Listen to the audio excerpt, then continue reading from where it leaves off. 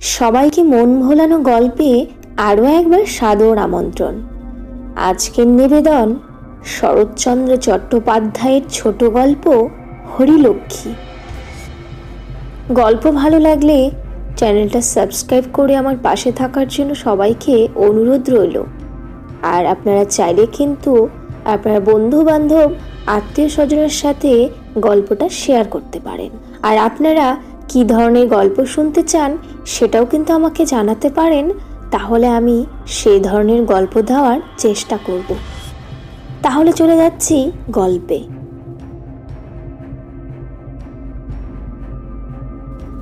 যাহা লইয়া এই গল্পের উৎপত্তি তাহা ছোট, তথাপি এই ছোট ব্যাপারটুকু অবলম্বন করিয়া হরিলক্ষ্মীর জীবনে যাহা ঘটিয়া গেল তাহা ক্ষুদ্রও নহে, তুচ্ছও নহে।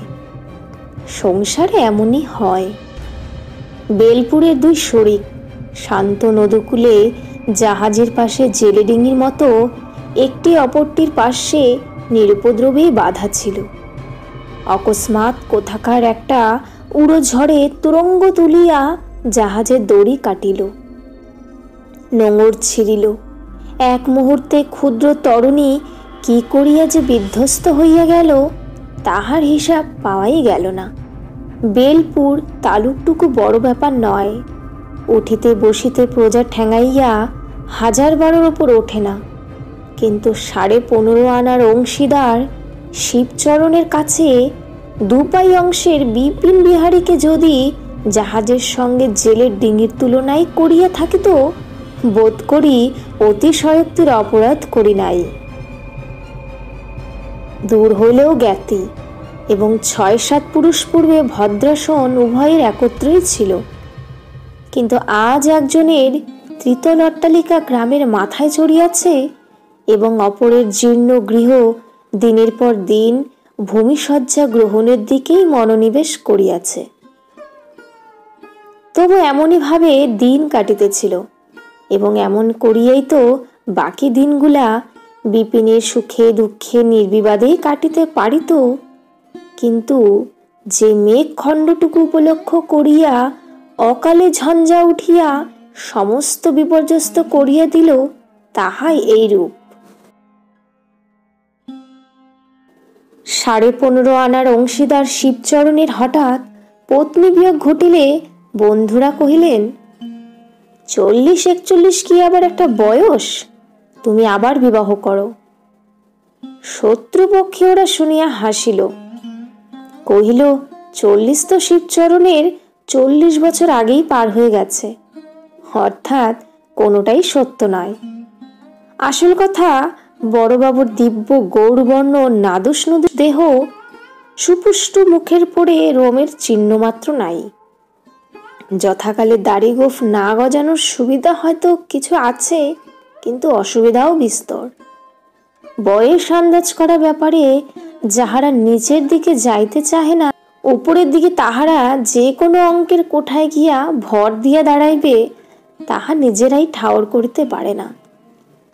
সে যাই হোক, অর্থশালী পুরুষের যে কোনো দেশেই বয়সের অজুহাতে বিবাহ আটকায় না, বাংলাদেশে তো নয়। মাস দেড়েক শোকতাপও নানা করিয়া গেল। তাহার পরে হরিলক্ষ্মীকে বিবাহ করিয়া শিবচরণ বাড়ি আনিলেন। শূন্য গৃহ একদিনেই 16 কলায় পরিপূর্ণ হইয়া উঠিল। কারণ শত্রুপক্ষ যাহাই কেন না বলুক, প্রজাপতি যে সত্যই তাহার প্রতি এবার অতিশয় প্রসন্ন ছিলেন তাহা মানিতেই হইবে। তাহারা গোপনে বলা বলি করিল, পাত্রের তুলনায় নববধূ বয়সের দিক দিয়া একেবারে যে বেমানান হয় নাই, তবে 2-1টি ছেলে মেয়ে সঙ্গে লইয়া ঘরে ঢুকিলে আর খুদ ধরিবার কিছু থাকিত না। তবে সে যে সুন্দরী এ কথা তাহারা স্বীকার করিল।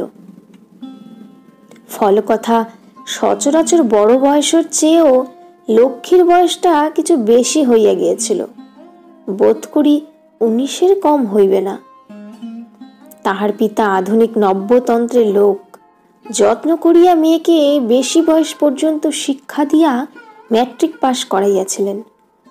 তাহার অন্য ইচ্ছা ছিল, শুধু ব্যবসা ফেল করিয়া আকস্মিক দারিদ্র্যের জন্যই এই সুপাত্রে কন্যা অর্পণ করিতে বাধ্য হইয়াছিলেন।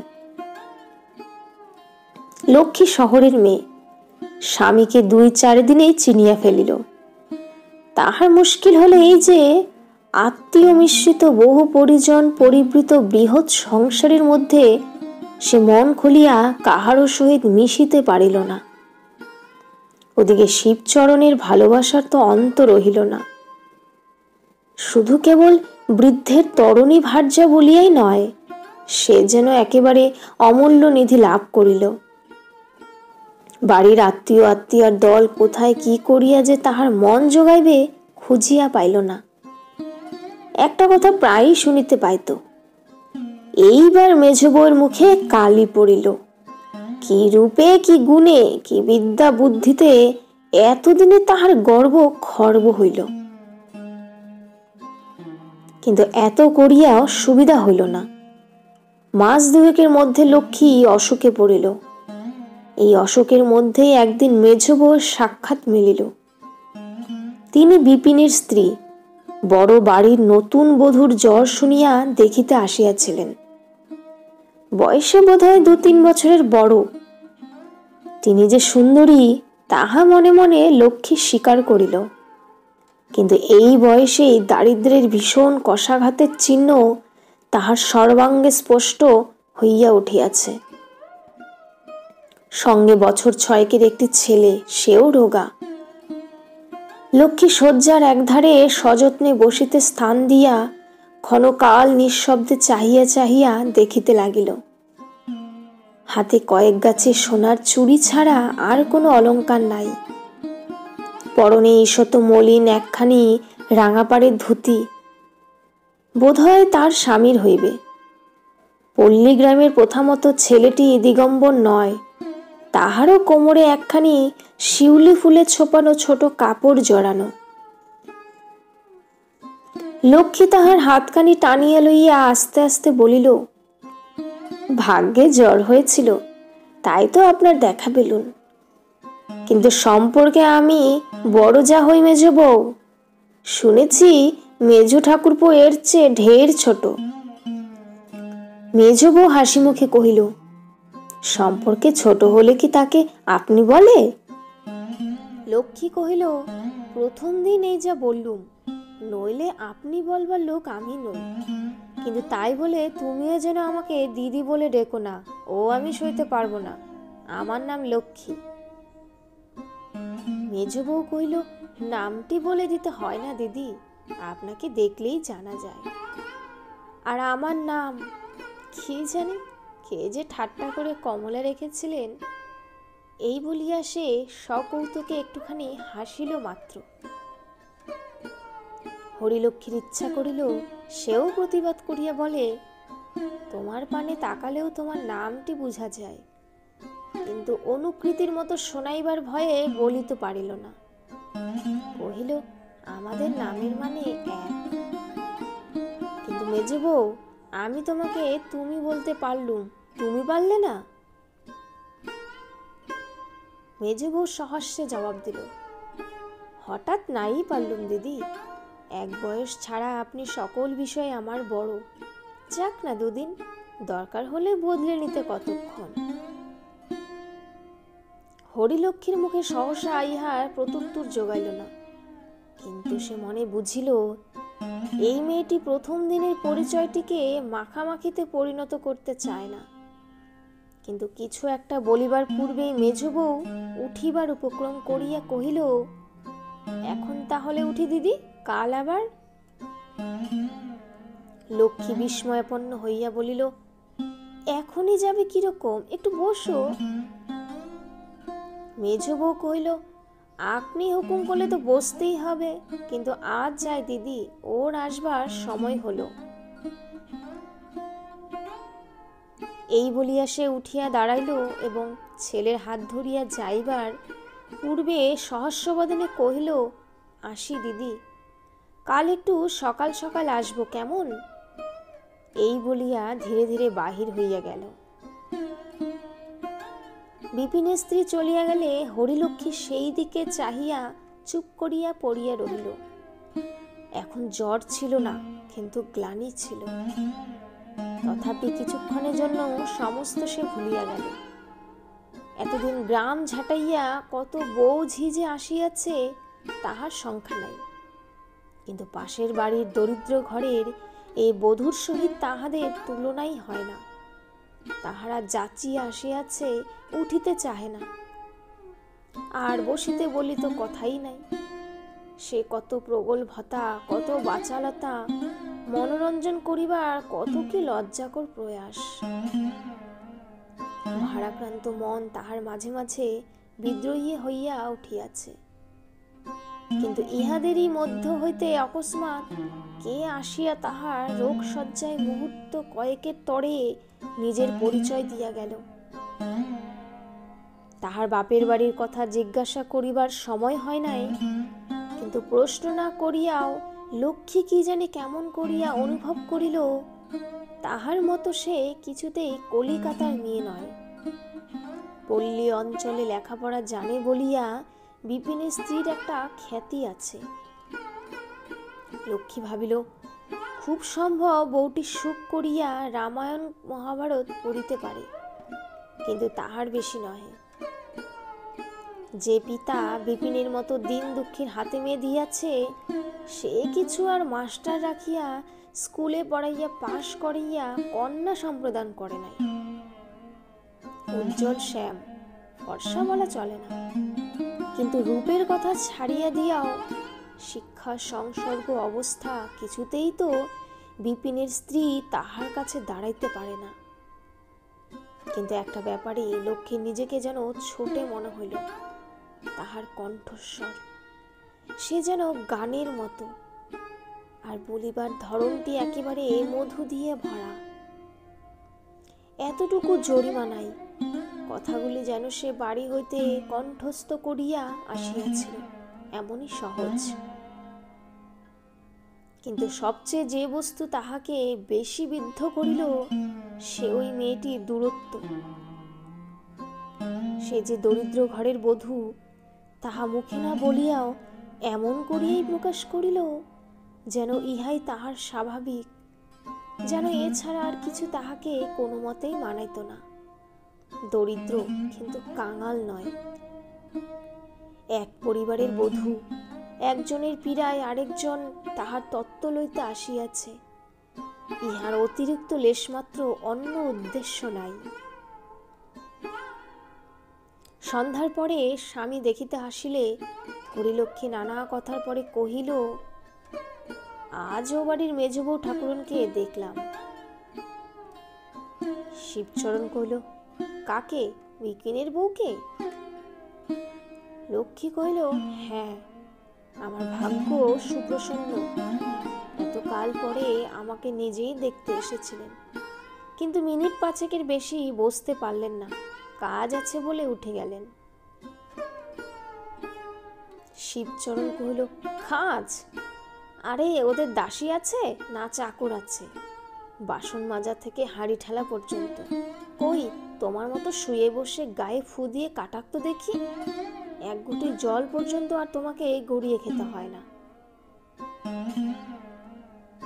নিজের সম্বন্ধে এইরূপ মন্তব্য হরিলক্ষ্মীর অত্যন্ত খারাপ লাগিল, কিন্তু কথাগুলো নাকি তাহাকে বাড়াইবার জন্যই, লাঞ্ছনার জন্য নহে, এই মনে করিয়া সে রাগ করিল না।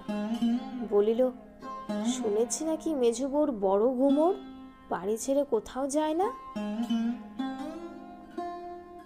শিবচরণ কহিল, যাবে কোত্থেকে? হাতে কগাছি চুরি ছাড়া আর ছাইও নেই, লজ্জায় মুখ দেখাতে পারে না। হরিলক্ষ্মী একটুখানি হাসিয়া বলিল, দেশের লক্ষ্মী ওর গায়ে জড়োয়া গয়না দেখবার জন্য ব্যাকুল হয়ে আছে, না দেখতে পেলে না ছিছি করবে। শিবচরণ কহিল, জড়োয়া গহনা? আমি যা তোমাকে দিয়েছি কোন শালার বেটা তা চোখে দেখেছে? পরিবারকে আজ পর্যন্ত দুগাছা চুড়ি আর গড়িয়ে দিতে পারলি নে? বাবা, টাকার জোর বড় জোর, জুতো মারবো আর। হরিলক্ষ্মী ক্ষুণ্ণ অতিশয় লজ্জিত হইয়া বলিল, ছি ছি, ওসব তুমি কি বলছো? শিবচরণ কইল, না না, আমার কাছে লুকোছাপা নেই, যা বলবো তা স্পষ্ট কথা। হরিলক্ষ্মী নিরুত্তরে চোখ বুজিয়া শুইল। বলবারই বা আছে কি? ইহারা দুর্বলের বিরুদ্ধে অত্যন্ত রূঢ় কথা কঠোর ও কর্কশ করিয়া উচ্চারণ করাকেই একমাত্র স্পষ্টবাদিতা বলিয়া জানে। শিবচরণ শান্ত হইল না, বলিতে লাগিল, বিয়েতে যে 500 টাকা ধার নিয়ে গেলি, সুদে আসলে 700-800 হয়েছে, তা খেয়াল আছে? গরিব একধারে পড়ে আছিস, থাক, ইচ্ছে করলে যে কোনো কান মলে দূর করে দিতে পারি। দাসীর যোগ্য নয় আমার পরিবারের কাছে গুমর। হরিলক্ষ্মী পাশ ফিরিয়া শুইল। অশোকের ওপর বিরক্তি ও লজ্জায় তাহার সর্বশরীর যেন ঝিমঝিম করিতে লাগিল। পরদিন দুপুরবেলায় ঘরের মধ্যে মৃদু শব্দে হরিলক্ষ্মী চোখ চাহিয়া দেখিল বিপিনের স্ত্রী বাহির হইয়া যাইতেছে। ডাকিয়া কহিল, মেজো বউ, চলে যাচ্ছ যে? মেজো বউ সলজ্জে ফিরিয়া আসিয়া বলিল,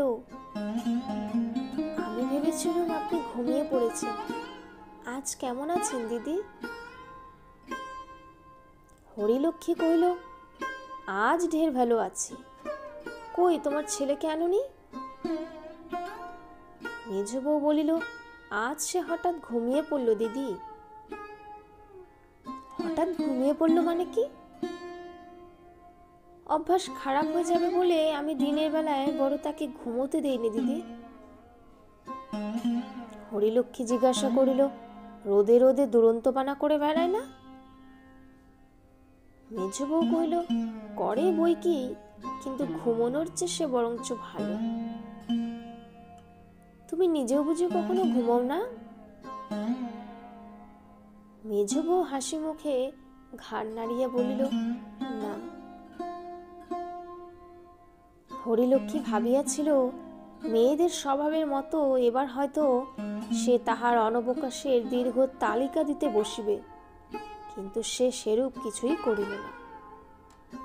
ইহার পরে অন্যান্য কথাবার্তা চলিতে লাগিল।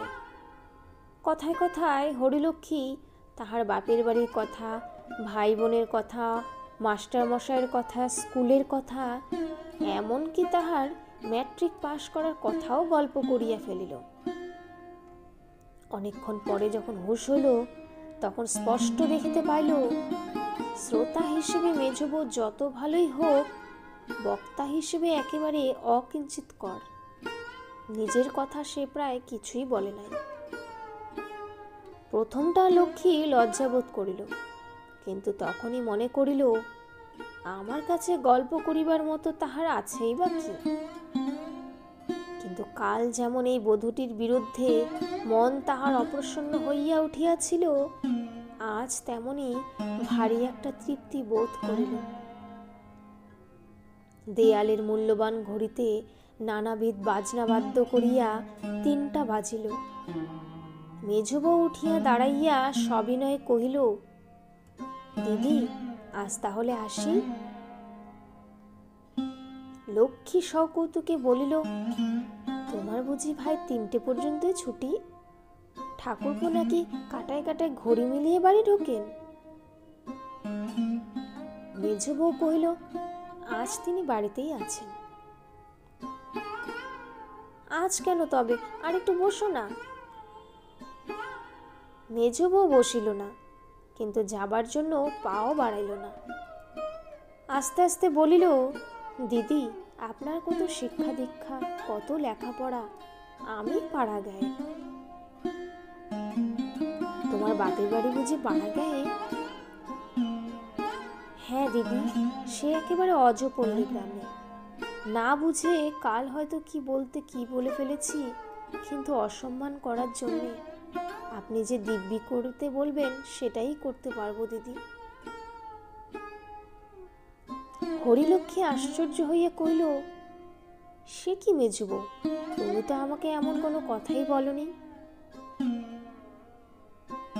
মেজো বউ এ কথার প্রত্যুত্তরে আর একটা কথাও কহিল না, কিন্তু আসি বলিয়া পুনশ্চ বিদায় লইয়া যখন সে ধীরে ধীরে বাহির হইয়া গেল, তখন কণ্ঠস্বর যেন তাহার অকস্মাৎ আরেক রকম শোনাইল। রাত্রিতে শিবচরণ যখন কক্ষে প্রবেশ করিল, তখন হরিলক্ষ্মী চুপ করিয়া শুইয়াছিল। মেজ বউর শেষের কথাগুলো আর তাহার স্মরণ ছিল না। দেহ অপেক্ষাকৃত সুস্থ, মনও শান্ত প্রসন্ন ছিল। শিবচরণ জিজ্ঞাসা করিল, কেমন আছো বড় বউ? লক্ষ্মী উঠিয়া বসিয়া বলিল, ভালো আছি। শিবচরণ কহিল, সকালের ব্যাপার জানো তো? বাছাধনকে ডাকিয়ে এনে সকলের সামনে এমনই করকে দিয়েছি যে জন্মে ভুলবে না। আমি বেলপুরের শিবচরণ। হ্যাঁ। হরিলক্ষ্মী ভীত হইয়া কহিল, কাকে গো? শিবচরণ কহিল, বিপিনকে। ডেকে বলে দিলাম, তোমার পরিবার আমার পরিবারের কাছে জাক করে তাকে অপমান করে যায়, এত বড় আস্পর্ধা! পাজি নচ্ছাট ছোট লোকের মেয়ে, তার ন্যাড়া মাথায় ঘোল ঢেলে গাধায় চড়িয়ে গায়ের বার করে দিতে পারে, জানিস? হরিলক্ষ্মীর ক্লিষ্ট মুখ একেবারে ফ্যাকাশে হইয়া গেল। বলো কি? শিবচরণ নিজের বুকে তাল ঠুকিয়া সদর্পে বলিতে লাগিল, এ গায়ে জজ বলো, ম্যাজিস্ট্রেট বলো, আর দারোগা পুলিশ বলো, সব এই শর্মা, এই শর্মা। মরণ কাঠি জীবন কাঠি এই হাতে। তুমি বলো, কাল যদি না বিপুনের বউ এসে তোমার পা টেপে, তা আমি লাটি চৌধুরীর ছেলে নয়। বিপিনের বধূকে সর্বসমক্ষে অপমানিত ও লাঞ্ছিত করিবার বিবরণ ও ব্যাখ্যায় লাটু চৌধুরীর ছেলে ও কথা কুকথার আর শেষ রাখিল না। আর তাহারই সম্মুখে স্তব্ধ নির্নিমেষ চক্ষুতে চাহিয়া হরিলক্ষ্মীর মনে হইতে লাগিল, ধরিত্রী দিদা হও। দ্বিতীয় পক্ষে তরুণী ভার্যার দেহ রক্ষার জন্য শিবচরণ কেবলমাত্র নিজের দেহ ভিন্ন আর সমস্তই দিতে পারিত। হরিলক্ষ্মীর সে দেহ বেলপুরে সারিতে চাহিল না। ডাক্তার পরামর্শ দিলেন হাওয়া বদলাইবার। শিবচরণ 15.5 আনার মর্যাদা মতো ঘটা করিয়া হাওয়া বদলানোর আয়োজন করিল। যাত্রার শুভদিনে গ্রামে লোক ভাঙ্গিয়া পড়িল। আসিল না কেবল বিপিন ও তাহার স্ত্রী। বাহিরে শিবচরণ যাহা না বলিবার তাহা বলিতে লাগিল, এবং ভেতরে বড় পিসি উদ্দাম হইয়া উঠিলেন।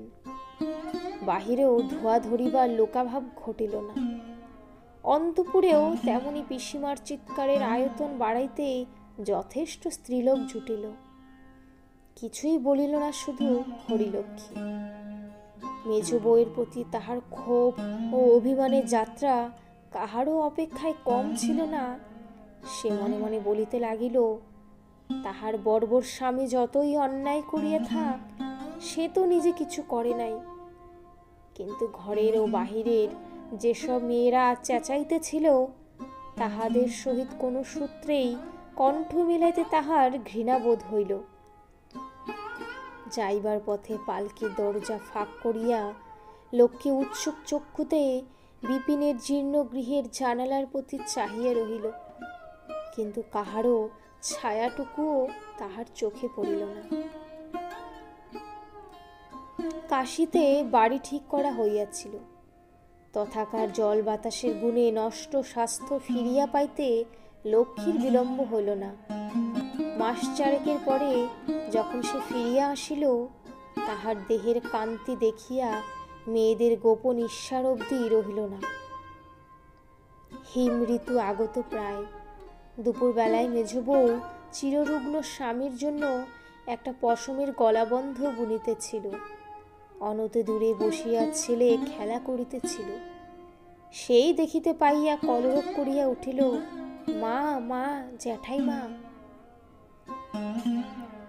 মা হাতের কাজ ফেলিয়া তাড়াতাড়ি একটা নমস্কার করিয়া লইয়া আসন পাতিয়া দিল। স্মিত মুখে প্রশ্ন করিল, শরীর নিরাময় হয়েছে দিদি? লক্ষ্মী কহিল, হ্যাঁ হয়েছে, কিন্তু না হতেও পারত। না ফিরতেও পারতাম, অথচ যাওয়ার সময় একটিবার খোঁজও নিলে না। সমস্ত পথটা তোমার জানালার পানে চেয়ে চেয়ে গেলাম, একবার ছায়াটুকুও চোখে পড়ল না। রোগা বোন চলে যাচ্ছে, একটুখানি মায়াও কি হলো না মেজ বউ?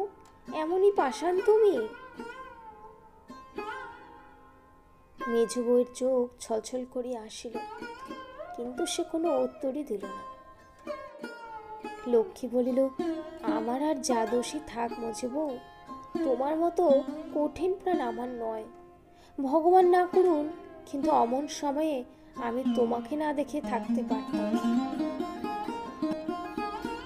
মেজ বউ এই অভিযোগেরও কোনো জবাব দিল না, নিরুত্তরে দাঁড়াইয়া রহিল। লক্ষ্মী আর কখনো আসে নাই, আজই প্রথম এ বাড়িতে প্রবেশ করিয়াছে। ঘরগুলি ঘুরিয়া ফিরিয়া দেখিয়া বেড়াইতে লাগিল। শতবর্ষের জরাজীর্ণ গৃহ, মাত্র 3খানি কক্ষ কোনো মতে বাসোপযোগী রয়েছে। দরিদ্রের আবাস, আসবাবপত্র নাই বলিলেই চলে। ঘরে চুন বালি খসিয়াছে, সংস্কার করিবার সামর্থ্য নাই। তথাপি অনাবশ্যক অপরিচ্ছন্নতা এতটুকুও কোথাও নাই। স্বল্প বিছানা ঝরঝর করিতেছে, 2-4খানি দেবদেবীর ছবি টাঙানো আছে, আর আছে মেজ বউয়ের হাতে নানাবিধ শিল্পকর্ম, অধিকাংশই পশম ও সুতার কাজ। তাহার শিক্ষানবিশের হাতে লাল ঠোঁটওয়ালা সবুজ রঙের টিয়া পাখি অথবা 5 রঙা বেড়ালের মূর্তি নয়। মূল্যবান ফ্রেমে আটা লাল নীল বেগুনি ধূসর পাশুটে নানা বিচিত্র রঙের সমাবেশে পশমে বোনা ওয়েলকাম, আসুন বসুন, অথবা বানান ভুল গীতার শ্লোকার্ধ নয়। লক্ষ্মী সবিস্ময়ে জিজ্ঞাসা করিল, ওটি কার ছবি মেজ বউ? যেন চেনা চেনা ঠেকছে। মেজ বউ সলজ্জা হাসিয়া কহিল, ওটি তিলক মহারাজের ছবি দেখে বনবার চেষ্টা করেছিলাম দিদি, কিন্তু কিছুই হয়নি। এই কথা বলিয়া সম্মুখের দেয়ালে টাঙানো ভারতের কৌস্তব মহাবীর তিলকের ছবি মূল দিয়া দেখাইয়া দিল। লক্ষ্মী বহুক্ষণ সেই দিকে চাহিয়া থাকিয়া আস্তে আস্তে বলিল, চিনতে পারিনি, সে আমারই দোষ মেজ বউ, তোমার নয়। আমাকে শেখাবে ভাই, এ বিদ্যে শিখতে যদি পারি তো তোমাকে গুরু বলে মানতে আমার আপত্তি নেই। মেজ বউ হাসিতে লাগিল। সেদিন ঘন্টা 3-4 পরে বিকালে যখন লক্ষ্মী বাড়ি ফিরিয়া গেল, তখন এই কথায় স্থির করিয়া গেল যে কলা শিল্প শিখিতে কাল হইতে সে প্রত্যহ আসিবে। আসিতেও লাগিল, কিন্তু 10-15 দিনে স্পষ্ট বুঝিতে পারিল এই বিদ্যা শুধু কঠিন নয়, অর্জন করিতেও সুদীর্ঘ সময় লাগিবে। একদিন লক্ষ্মী কহিল, কই মেজ বউ, তুমি আমাকে যত্ন করে শেখাও না। মেজ বউ বলিল, ঢের সময় লাগবে দিদি, তার চেয়ে বরঞ্চ আপনি অন্য সব বোনা শিখুন। লক্ষ্মী মনে মনে রাগ করিল, কিন্তু তাহা গোপন করিয়া জিজ্ঞাসা করিল, তোমার শিখতে কতদিন লেগেছিল মেজ বউ? মেজ বউ জবাব দিল, আমাকে কেউ তো শেখায়নি দিদি, নিজের চেষ্টাতেই একটু একটু করে। লক্ষ্মী বলিল, তাইতেই, নইলে পরের কাছে শিখতে গেলে তোমারও সময়ের হিসাব থাকতো। মুখে সে যাহাই বলুক, মনে মনে নিঃসন্দেহে অনুভব করিতেছিল মেধা ও তীক্ষ্ণ বুদ্ধিতে এই মেজ বউয়ের কাছে সে দাঁড়াইতেই পারে না। আজ তাহার শিক্ষার কাজ অগ্রসর হইল না, এবং যথাসময়ের অনেক পূর্বেই সুত সুতা প্যাটার্ন গোটাইয়া লইয়া বাড়ি চলিয়া গেল। পরদিন আসিল না, এবং এই প্রথম প্রত্যহ আশায় তাহার ব্যাঘাত হইল। দিন 4 পরে আবার একদিন হরিলক্ষ্মী তাহার সুত সুতার বাক্স হাতে করিয়া এ বাড়িতে আসিয়া উপস্থিত হইল। মেজ বউ তাহার ছেলেকে রামায়ণ হইতে ছবি দেখাইয়া দেখাইয়া গল্প বলিতেছিল। সসম্ভ্রমে উঠিয়া আসিয়া আসন পাতিয়া দিল। উদ্বিগ্ন কণ্ঠে প্রশ্ন করিল, 2-3 দিন আসেননি? আপনার শরীর ভালো ছিল না বুঝি? লক্ষ্মী গম্ভীর হইয়া কহিল, না, এমনি 5-6 দিন আসতে পারিনি। মেজ বউ বিস্ময় প্রকাশ করিয়া বলিল, 5-6 দিন আসেননি? তাই হবে বোধ হয়, কিন্তু আজ তাহলে 2 ঘন্টা বেশি থেকে কামাইটা পুষিয়ে নেওয়া চাই। লক্ষ্মী বলিল, কিন্তু অসুখী যদি আমার করে থাকতো মেজ বউ, তোমার তো একবার খোঁজ করা উচিত ছিল। মেজ বউ সলজ্জে বলিল, উচিত নিশ্চয়ই ছিল, কিন্তু সংসারের অসংখ্য রকমের কাজ, একলা মানুষ কাকেই বা পাঠাই বলুন। কিন্তু অপরাধ হয়েছে তা স্বীকার করছি দিদি। লক্ষ্মী মনে মনে খুশি হইল। এই কয়দিন সে অত্যন্ত অভিমান বশেই আসিতে পারে নাই, অথচ অহর্নিশি যাই যাই করিয়াই তাহার দিন কাটিয়াছে। এই মেজ বউ ছাড়া শুধু গৃহে কেন, সমস্ত গ্রামের মধ্যেও আর কেহ নাই যাহার সহিত সে মন খুলিয়া মিশিতে পারে।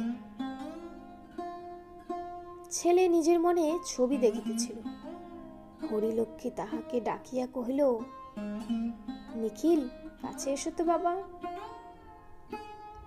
সে কাছে আসিলে লক্ষ্মী বাক্স খুলিয়া একগাছি সরু সোনার হার তাহার গলায় পরাইয়া দিয়া বলিল, যাও খেলা করো গে। মায়ের মুখ গম্ভীর হইয়া উঠিল। সে জিজ্ঞাসা করিল, আপনি কি ওটা দিলেন নাকি? লক্ষ্মী স্মিত মুখে জবাব দিল, দিলাম বই কি। মেজ বউ কহিল, আপনি দিলেই বাও নেবে কেন? লক্ষ্মী অপ্রতিভ হইয়া উঠিল, কহিল, জ্যাঠাইমা কি একটি হার দিতে পারে না?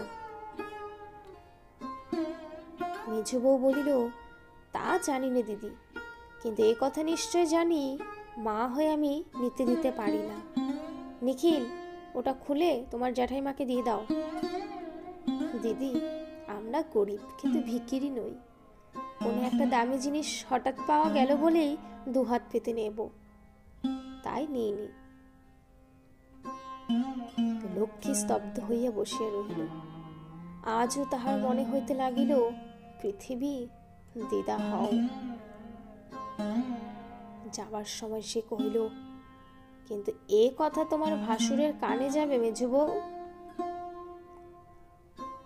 মেজ বউ বলিল, তার অনেক কথা আমার কানে আসে, আমার একটা কথা তার কান গেলে কান অপবিত্র হবে না। লক্ষ্মী কহিল, বেশ, পরীক্ষা করে দেখলেই হবে। একটু থামিয়া বলিল, আমাকে খামোকা অপমান করার দরকার ছিল না মেজ বউ, আমিও শাস্তি দিতে জানি।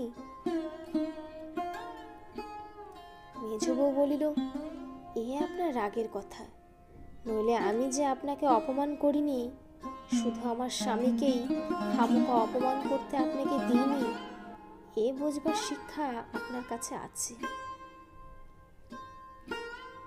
লক্ষ্মী কহিল, তা আছে, নেই শুধু তোমাদের পাড়া গিয়ে মেয়ের সঙ্গে কোদল করবার শিক্ষা। মেজ বউ এ কটূক্তির জবাব দিল না, চুপ করিয়া রহিল।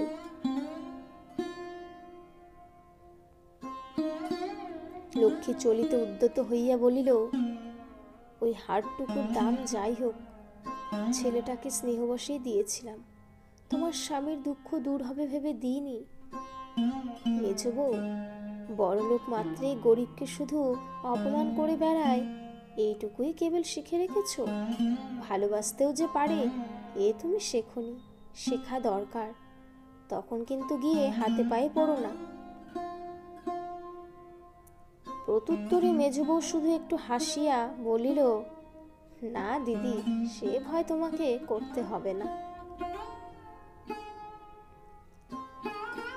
বন্যার চাপে মাটির বাঁধ যখন ভাঙিতে শুরু করে, তখন তাহার অকিঞ্চিৎকর আরম্ভ দেখিয়া মনে করাও যায় না যে অবিশ্রান্ত জলপ্রবাহ এত অল্পকাল মধ্যে এই ভাঙনটাকে এমন ভয়াবহ, এমন সুবিশাল করিয়া তুলিবে। ঠিক হইল এমনই হরিলক্ষ্মীর।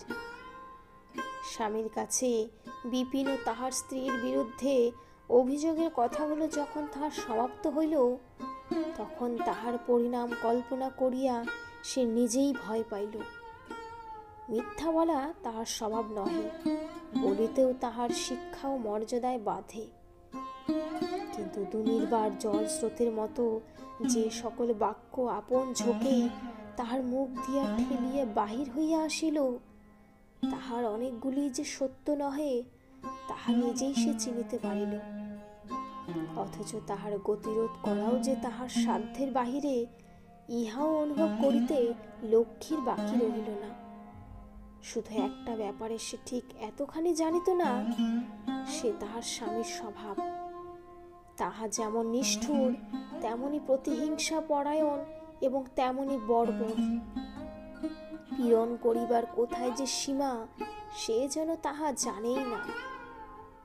আজ শিবচরণ আস্ফালন করিল না, সমস্তটাই শুনিয়া শুধু কহিল, আচ্ছা, মাস 6 পরে দেখো, বছর ঘুরবে না সে ঠিক।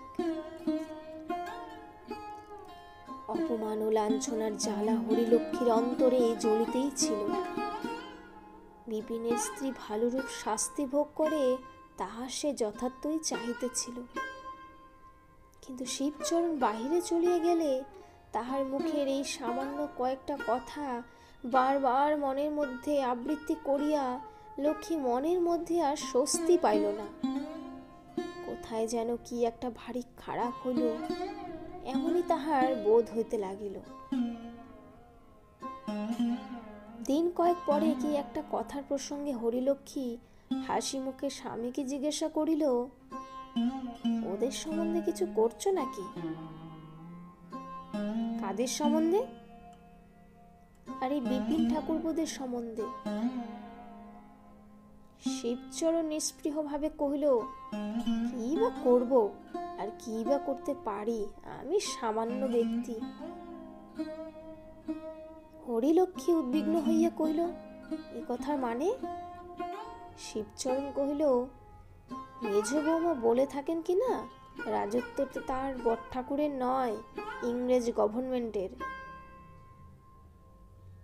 হরিলক্ষ্মী কহিল, বলেছে নাকি?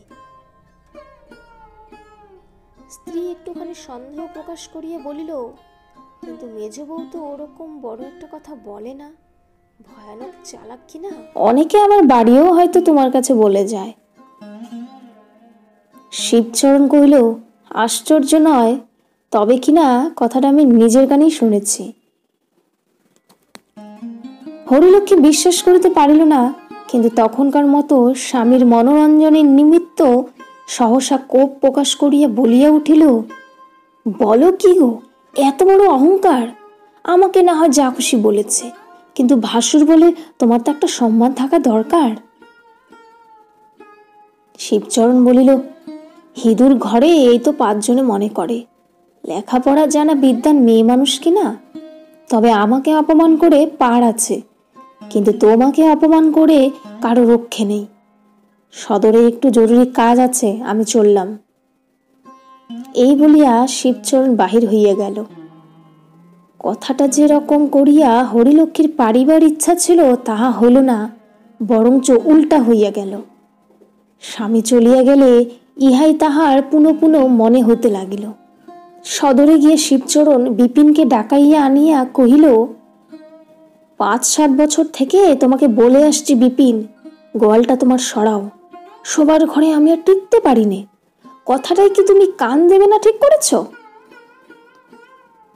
বিপিন বিস্ময়াপন্ন হইয়া কহিল, কই, আমি তো একবারও শুনিনি বরদা।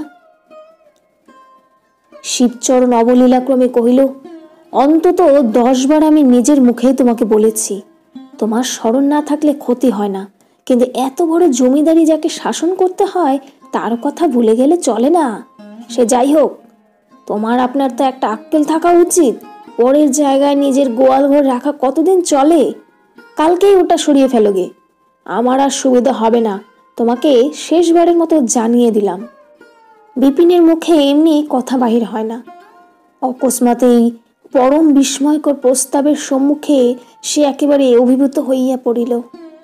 তাহার পিতামহর আমল হইতে যে গোয়াল ঘরটাকে সে নিজেদের বলিয়া জানে, তাহা অপরের এত বড় মিথ্যা উক্তির সে একটা প্রতিবাদ পর্যন্ত করিতে পারিল না। নীরবে বাড়ি ফিরিয়া আসিল। তাহার স্ত্রী সমস্ত বিবরণ শুনিয়া কহিল, কিন্তু রাজার আদালত খোলা আছে তো। বিপিন চুপ করিয়া রহিল। সে যত ভালো মানুষই হোক, এ কথা সে জানিত ইংরেজ রাজার আদালত গৃহের সুবৃহৎ দ্বার যতই উন্মুক্ত থাক, দরিদ্রের প্রবেশ করিবার পথ এতটুকুও খোলা নাই। হইল তাহাই। পরদিন বড়বাবু লোক আসিয়া প্রাচীন ও জীর্ণ গোশালা ভাঙ্গিয়া লম্বা প্রাচীর টানিয়া দিল। বিপিন থানায় গিয়া খবর দিয়া আসিল, কিন্তু আশ্চর্য এই যে শিবচরণের পুরাতন ইটের নতুন প্রাচীর যতক্ষণ না সম্পূর্ণ হইল, ততক্ষণ পর্যন্ত একটা রাঙা পাগড়িরও ইহার নিকটে আসিল না। বিপিনের স্ত্রী হাতের চুড়ি বেচিয়া আদালতে নালিশ করিল, কিন্তু তাহাতে শুধু গহনাটাই গেল, আর কিছু হইল না। বিপিনের পিসিমা সম্পর্কীয় একজন শুভানুধ্যায়িনী এই বিপদে হরিলক্ষ্মীর কাছে গিয়ে পড়িতে বিপিনের স্ত্রীকে পরামর্শ দিয়েছিলেন। তাহাতে সে নাকি জবাব দিয়েছিল, বাঘের কাছে হাত জোর করে দাঁড়িয়ে লাভ কি পিসিমা? প্রাণ যা যাবার তা যাবে, কেবল অপমানটাই উপরি পাওনা হবে। এই কথা হরিলক্ষ্মীর কানে আসিয়া পৌঁছিলে সে চুপ করিয়া রহিল, কিন্তু একটা কথার উত্তর দেবার চেষ্টা করিল না। পশ্চিম হইতে ফিরিয়া অবধি শরীর তাহার কোনোদিনই সম্পূর্ণ সুস্থ ছিল না। এই ঘটনার মাসখানেকের মধ্যে সে আবার জ্বরে পড়িল।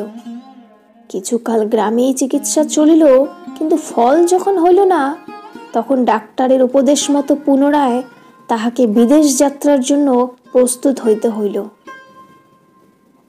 নানাবিধ কাজের তাড়ায় এবার শিবচরণ সঙ্গে যাইতে পারিল না, দেশেই রহিল। যাবার সময় সে স্বামীকে একটা কথা বলিবার জন্য মনে মনে ছটফট করিতে লাগিল, কিন্তু মুখ ফুটিয়া কোনো মতেই সে এই লোকটির সম্মুখে সে কথা উচ্চারণ করিতে পারিল না। তাহার কেবলই মনে হইতে লাগিল, এ অনুরোধ বৃথা, ইহার অর্থ সে বুঝিবে না। হরিলক্ষ্মী রোগগ্রস্ত দেহ সম্পূর্ণ নিরাময় হইতে এবার কিছু দীর্ঘ সময় লাগিল। প্রায় বৎসরাধিক কাল পরে সে বেলপুরে ফিরিয়া আসিল।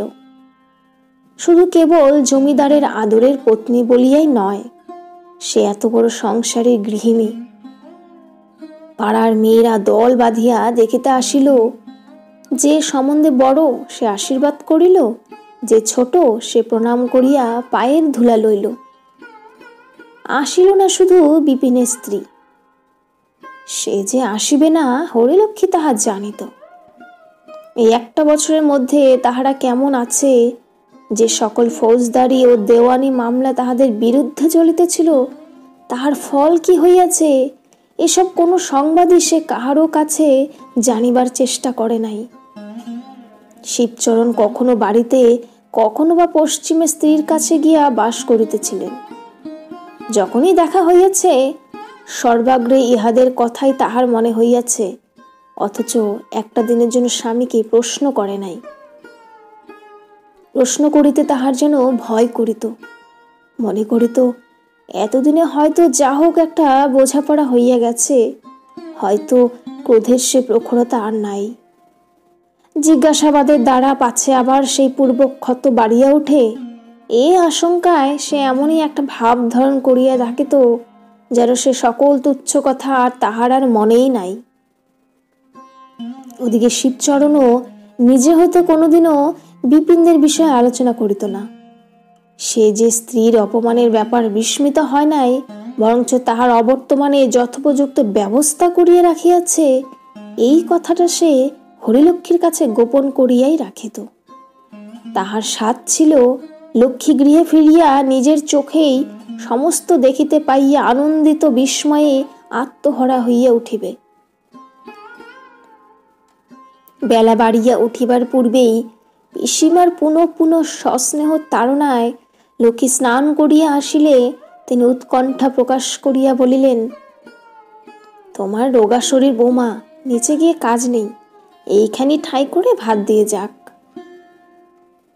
লক্ষ্মী আপত্তি করিয়া সহাস্যে কহিল, শরীর আগের মতোই ভালো হয়ে গেছে পিসিমা, আমি রান্নাঘরে গিয়েই খেতে পারবো, ওপরে বয়ে আনবার দরকার নেই, চলো নিচেই যাচ্ছি। পিসিমা বাধা দিলেন, শিবুর নিষেধ আছে জানাইলেন এবং তাহারই আদেশে ঝি ঘরের মেঝেতে আসন পাতিয়া ঠাই করিয়া দিয়া গেল। পরক্ষণে রাঁধুনি অন্ন ব্যঞ্জন বহিয়া আনিয়া উপস্থিত করিল। সে চলিয়া গেলে লক্ষ্মী আসনে বসিয়া জিজ্ঞাসা করিল, রাঁধুনিটি কে পিসিমা, আগে তো দেখিনি? পিসিমা হাস্য করিয়া বলিলেন, চিনতে পারলে না বৌমা, ও যে আমাদের বিপিনের বউ। লক্ষ্মী স্তব্ধ হইয়া বসিয়া রহিল। মনে মনে বুঝিল, তাহাকে চমৎকৃত করিবার জন্যই এতখানি ষড়যন্ত্র এমন করিয়া গোপনে রাখা হইয়াছিল।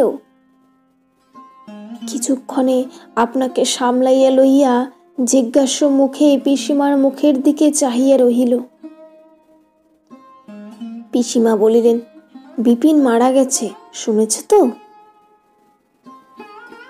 লক্ষ্মী শুনে নাই কিছুই, কিন্তু এই মাত্র যে তাহার খাবার দিয়ে গেল, সে যে বিধবা তাহা চাহিলেই বোঝা যায়। ঘাড় নাড়িয়া কহিল, হ্যাঁ। পিসিমা অবশিষ্ট ঘটনাটা বিব্রত করিয়া কহিলেন, যা ধুলোগুলো ছিল, মামলায় মামলায় সর্বস্ব খুইয়ে বিপিন মারা গেল, বাকি টাকার দায়ে বাড়িটাও যেত, আমরাই পরামর্শ দিলাম, মেজবউ বছর 2 বছর কতরে খেটে শোধ দে, তোর অপগণ্ড ছেলের মাথা গুজবার স্থানটুকু বাঁচুক। লক্ষ্মী বিবর্ণ মুখে তেমনি পলকহীন চক্ষুতে নিঃশব্দে চাহিয়া রহিল। পিসিমা সহসা গলা খাটো করিয়া বলিলেন, তবু আমি একদিন ওকে আড়ালে ডেকে বলেছিলাম, মেজবউ যা হবার তা তো হলো, এখন ধার ধর করে যেমন করে হোক একবার কাশি গিয়ে বৌমার হাতে গিয়ে পায়ে গিয়ে পড়ো, ছেলেটাকে তার গায়ের উপর নিয়ে ফেলে দিয়ে বলো গে, দিদি একটু কোনো দোষ নেই, একে বাঁচাও। কথাগুলি আবৃত্তি করিতেই পিসিমার চোখ জল ভারাক্রান্ত হইয়া উঠিল। অঞ্চলে মুছিয়া ফেলিয়া বলিলেন, কিন্তু সেই যে মাথা গুজে মুখ বুজে বসে রইল, হ্যাঁ না একটা জবাব পর্যন্ত দিলে না। হরিলক্ষ্মী বুঝিল, ইহার সমস্ত অপরাধের ভারী তাহার মাথায় গিয়া পড়িয়াছে। তাহার মুখে সমস্ত অন্ন ব্যঞ্জন তিত বিষ হইয়া উঠিল এবং একটা গ্রাসও যেন গলা দিয়া গলিতে চাহিল না। পিসিমা কি একটা কাজে ক্ষণকালের জন্য বাহির গিয়েছিলেন।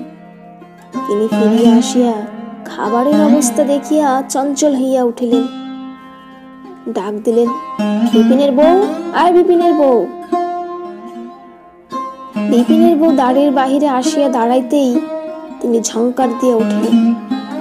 তাহার মুহূর্ত পূর্বের করুণা চক্ষুর নিমেষে কোথায় উড়িয়া গেল।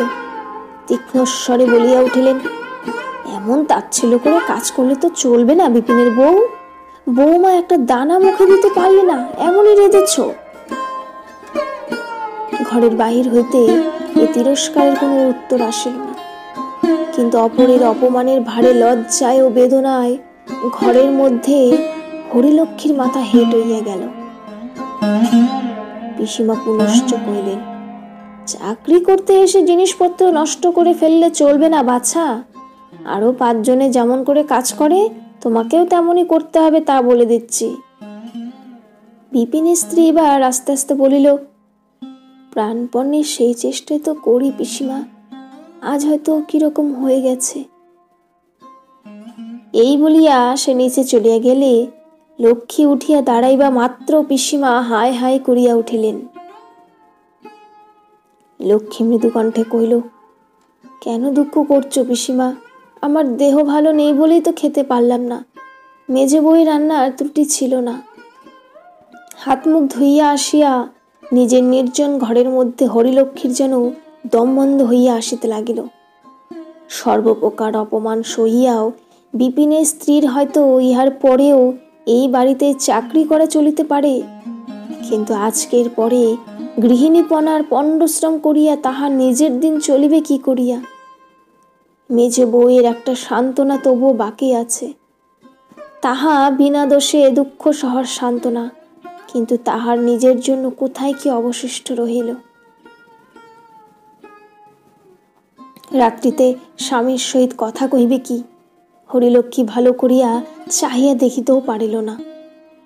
আজ তাহার মুখের এক কথায় বিপিনের স্ত্রীর সকল দুঃখ দূর হইতে পারিত, কিন্তু নিরুপায় নারীর প্রতি যে মানুষ এত বড় শোধ লইতে পারে তাহার পৌরুষে বাঁধে না।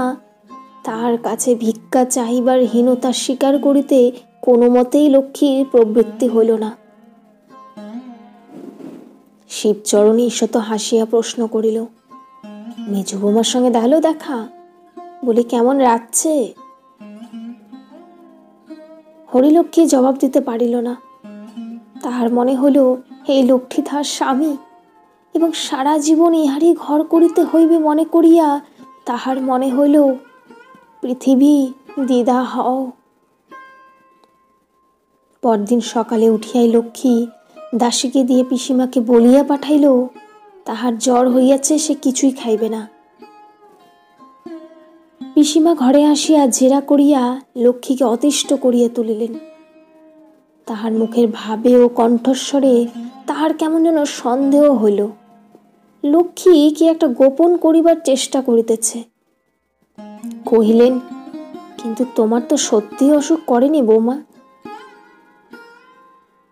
লক্ষ্মী মাথা নাড়িয়া জোর করিয়া কহিল, আমার জ্বর হয়েছে, আমি কিচ্ছু খাবো না। ডাক্তার আসিলে তাহাকে দ্বারের বাহির হইতেই লক্ষ্মী বিদায় করিয়া দিয়া বলিল, আপনি তো জানেন আপনার ওষুধে আমার কিছুই হয় না, আপনি চলে যান। শিবচরণ আসিয়া অনেক কিছু প্রশ্ন করিল, কিন্তু একটা কথারও উত্তর পাইল না। আরো 2-3 দিন যখন এমনই করিয়া কাটিয়া গেল, তখন বাড়ির সকলেই কেমন যেন অজানা আশঙ্কায় উদ্বিগ্ন হইয়া উঠিল। সেদিন বেলা প্রায় 3য় প্রহর। লক্ষ্মী স্নানের ঘর হইতে নিঃশব্দ মৃদুপদে প্রাঙ্গণের এক ধার দিয়া উপরে যাইতেছিল। পিসিমা রান্নাঘরের বারান্দা হইতে দেখিতে পাইয়া চিৎকার করিয়া উঠিল, দেখো বৌমা, বিপিনের বউয়ের কাজ। মেজো বউ, শেষকালে চুরি করলে তুমি? হরিলক্ষ্মী কাছে গিয়ে দাঁড়াইল। মেজো বউ মেঝের ওপর নির্বাক অধমুখে বসিয়া একটা পাত্রে অন্ন ব্যঞ্জন গামছা ঢাকা দেওয়া সম্মুখে রাখা। পিসিমা দেখাইয়া বলিলেন, তুমি বলো বৌমা, এত ভাত তরকারি একটা মানুষে খেতে পারে? ঘরে নিয়ে যাওয়া হচ্ছে ছেলের জন্যে, অথচ বারবার করে মানা করে দেওয়া হয়েছে। শিবচরণের কানে গেলে আর রক্ষে থাকবে না, ঘাড় ধরে দূর দূর করে তাড়িয়ে দেবে। বৌমা, তুমি মনিব, তুমি এর বিচার করো। এই বলিয়া পিসিমা যেন একটা কর্তব্য শেষ করিয়া হাঁফ ফেলিয়া বাঁচিলেন। তাহার চিৎকার শব্দে বাড়ির চাকর দাসী লোকজন যে যেখানে ছিল তামাশা দেখিতে ছুটিয়া আসিয়া দাঁড়াইল। আর তাহারই মধ্যে নিঃশব্দে বসিয়া ও বাড়ির মেজো বউ ও তাহার কর্ত্রী এ বাড়ির গৃহিণী। এত ছোট এত তুচ্ছ বস্তু লইয়া এত বড় কদর্য কাণ্ড বাঁধিতে পারে লক্ষ্মীর তাহা স্বপ্নের অগোচর। অভিযোগের জবাব দিবে কি? অপমানে অভিমানে লজ্জায় সে মুখই তুলিতে পারিল না। লজ্জা অপরের জন্য নয়, সে নিজের জন্যই। চোখ দিয়া তাহার জল পড়িতে লাগিল। তাহার মনে হইল এত লোকের সম্মুখে সেই যেন ধরা পড়িয়া গেছে এবং বিপিনের স্ত্রী তাহার বিচার করিতে বসিয়াছে। মিনিট 2-3 এমন ভাবে থাকিয়া সহসা প্রবল চেষ্টায় লক্ষ্মী আপনাকে সামলাইয়া লইয়া কহিল, পিসিমা, তোমরা সবাই একবার এ ঘর থেকে যাও। তাহার ইঙ্গিতে সকলে প্রস্থান করিলে লক্ষ্মী ধীরে ধীরে মেজ বউয়ের কাছে গিয়া বসিল। হাত দিয়া তাহার মুখ তুলিয়া ধরিয়া দেখিল, তাহারও দুই চোখ বাহিয়া জল পড়িতেছে। কহিল, মেজ বউ, আমি তোমার দিদি। এই বলিয়া নিজের অঞ্চল দিয়া তাহার অশ্রু মুছাইয়া দিল।